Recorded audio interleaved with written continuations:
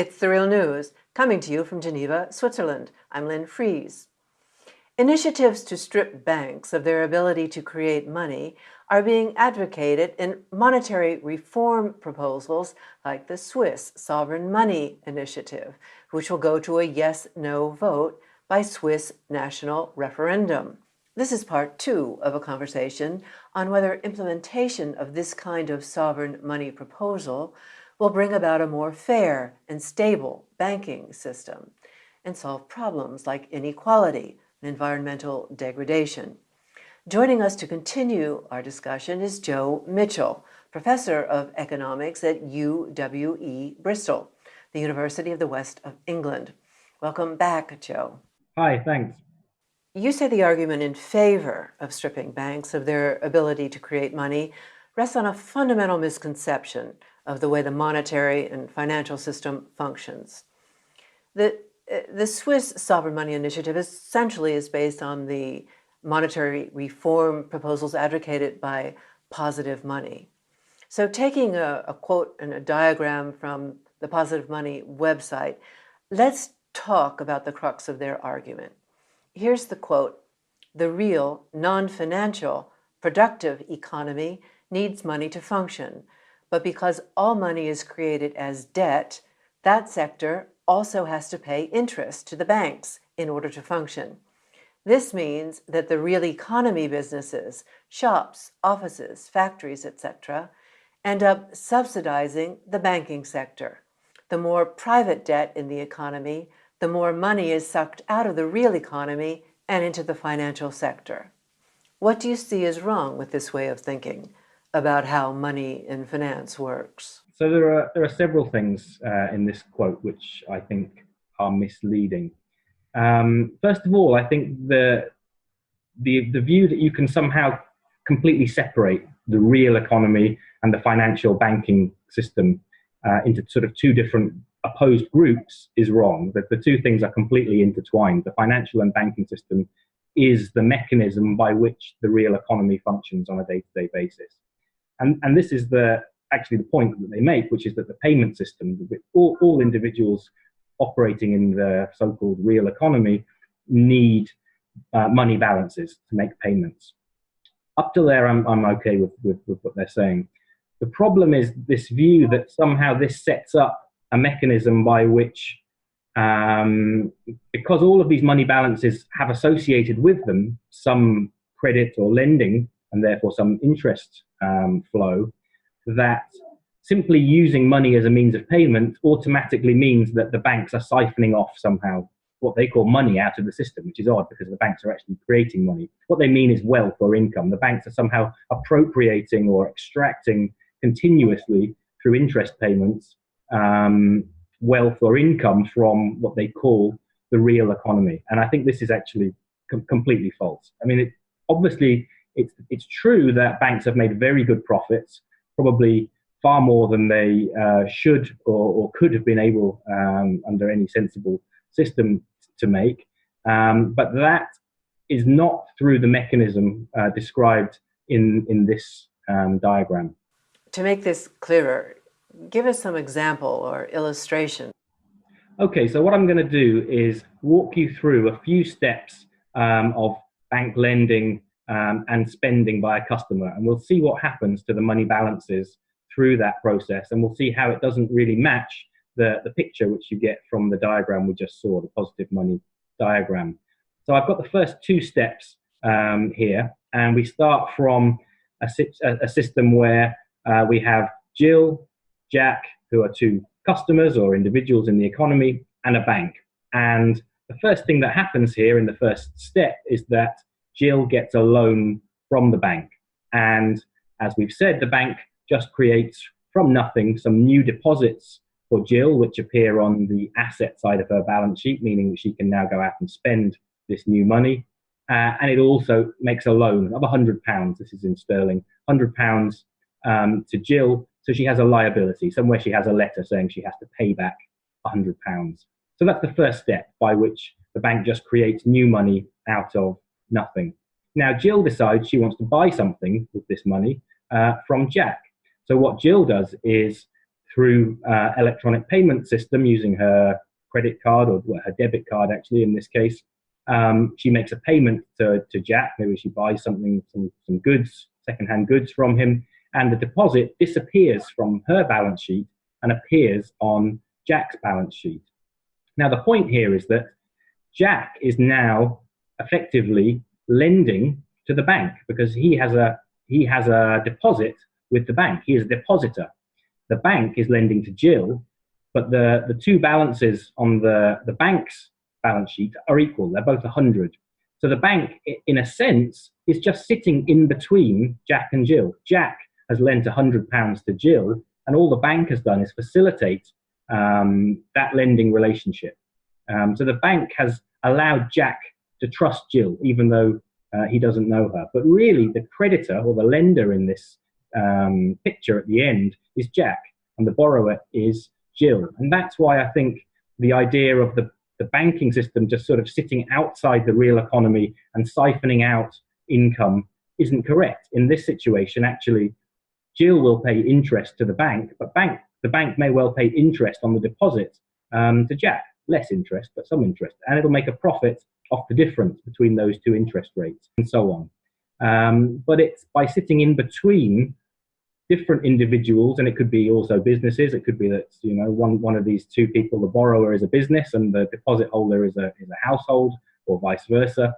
But the bank is sitting in between two individuals. It's sort of embedded within the economy rather than outside it, extracting money, as the positive money quote says. What about the argument that still, in order to get money to make payments, somebody has to borrow at interest and somebody else has to lend?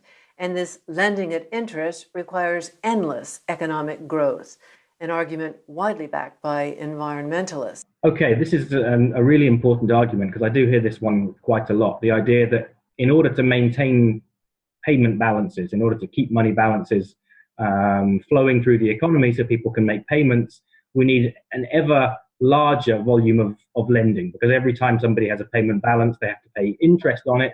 In order to get the money to pay the interest, they then have to borrow some more, and this sort of compounds.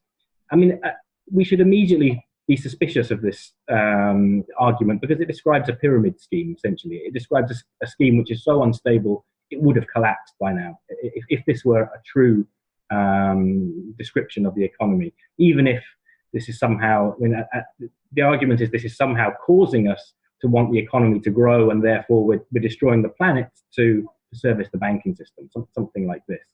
But what's really missing from this is the flip side of what we saw earlier, which is a bank creating money out of thin air. Equally, a bank can put money back into thin air. It can destroy money. It can make money go away. And every time somebody repays a loan, the exact opposite happens, i.e. their deposits disappear, because when you pay off a loan, your deposits shrink. You use your deposit balance to pay the loan, but the loan side of your balance sheet also shrinks. And therefore the money supply, or the amount of money in the economy, disappears. And this happens continuously. All the time, people are simultaneously, if somebody is taking out a new loan, somebody else, somewhere else will be paying off a loan. So money is being destroyed in the same way that money is being created. So this idea of a continuous growth of the money supply just to maintain payment balances really isn't correct. Going back to the positive money diagram and why you think it's not a genuine description of the monetary system, comment now on money destruction. Show us how that would look in a Jack and Jill illustration. In other words, on a typical bank balance sheet. Okay, so the positive money idea would be that Jill has taken out this loan to get some money to spend. She then spends the money, but then she also has a loan which she has to pay back with interest. Where's she going to get the money to pay the loan back, to pay the interest? Well, she's going to have to borrow even more, and this is going to sort of compound and compound.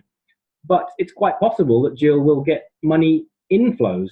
You know, she may get wages, she may have somebody else who buys things off her, whether it's work or secondhand goods or whatever, or she can even borrow from other people in the economy directly. So let me give you an example using these balance sheets. She might find that actually she knows Jack. Jack is a friend of hers, and Jack is willing to lend her £100. She says, "Look, I've taken this loan from the bank, but actually I want to pay it back, and you're my friend. Maybe you could lend me £100." So Jack gives her £100, the same £100 that she transferred to him in the previous diagram, and then Jack has a claim on Jill directly, not via the banking system, but Jill can then close off her relationship with the bank. She can pay the bank back. The money which was created disappears and it is destroyed. And all we're left with is Jack and Jill having a direct IOU relationship between them. And this happens all the time in the economy because, by and large, people don't want to hold large deposit balances. If they want to save for their retirement, if they want to save for the future, for holidays, people generally don't hold payment deposit. And actually, one of the things we've seen is the growth of the non-bank financial sector, what some people call the shadow banking system, because actually, increasingly, people are trying to get out of holding deposit balances, and as a result are holding other kinds of financial instruments issued by what are called shadow banks. These might be money market funds, pension claims, or whatever. So the idea that we're constantly forced to hold and to take ever more money balances from the banks and loans is not correct. We have the choice, and we can get out of those deposit balances and into different kinds of financial instruments. And when we do that, that destroys money and takes the banks out of the equation. What do you think a more genuine description of the monetary system would look like? So I've got a diagram here, which I think is a better representation. I've rearranged the arrows on the positive money diagram, and what we have is some people lending to the banking system, and the banking system lending to other people. And so what we see is that the banking system is embedded in what positive money would call the real economy, and is allowing that system to function. It's allowing people who want to borrow to obtain loans, and it's allowing those people who want to have deposit balances, or who want to save or have spending power in the future, to have that ability. And this is actually, I think, a really crucial point, is that this is an absolutely fundamental feature of modern economies, is this ability for credit and money to expand and contract automatically as real business activity, as commercial activity, as housing market activity takes place. If you try and restrict this ability of the banking system to allow transactions to take place, my view is that the most likely reaction would be a very severe recession, actually. We saw an attempt to restrict the money supply growth and bank lending growth. For example, in the 1980s in the UK, when the Thatcher government came to power, they attempted to restrict money supply growth, and it caused a very severe recession, very high unemployment. This is called a monetarist approach to macroeconomic management. You try and control the economy by controlling the amount of money which goes into it.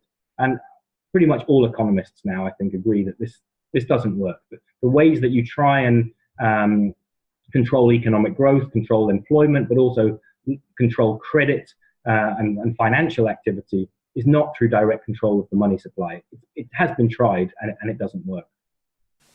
So you're saying the quantity of money in the system, the money supply, is being influenced by a wide range of economic actors, all making their own borrowing and lending decisions throughout the economy as a whole. That's right. The money supply is a sort of leftover, or the quantity of money in the system is a sort of leftover amount, if you like. Once all the people who've decided how much they want to borrow have made loan requests, and the banks have decided how many of those people are creditworthy. Once people who've received their wages and decided how much they want to save and how much they want to spend, once savers have decided what kinds of savings instruments they want to use, whether it's pension fund claims or stocks and shares, you get some quantity of money left over, which is, in a way, is the flexibility of the system. The fact that that can just accumulate as a leftover balance is what gives the system a sort of flexibility and allows it to continue to grow, to develop, and so on. So actually, that flexibility of the money system, I think, is a really important feature of modern economies, and without it, they won't function. So if this proposed monetary reform were implemented, this loss of flexibility would be a major issue. The reform also effectively turns decision-making over to the central bank. So the decision-making process that you've described as being decentralized across a wide range of economic actors would get concentrated in very few hands. And there are a number of problems with this. One is that there's a democratic issue. At the moment, we sort of collectively decide who gets money, who borrows, who lends. So there are a whole bunch of problems, I think, with this idea of centralizing in an undemocratic way what at the moment happens as a sort of automatic process throughout the economic system. We're going to break and be back with our guest, Joe Michell, to pull this all together in the next and concluding segment. Joe Michell, thank you. Yeah, thank you very much. And thank you for joining us on the Real News Network.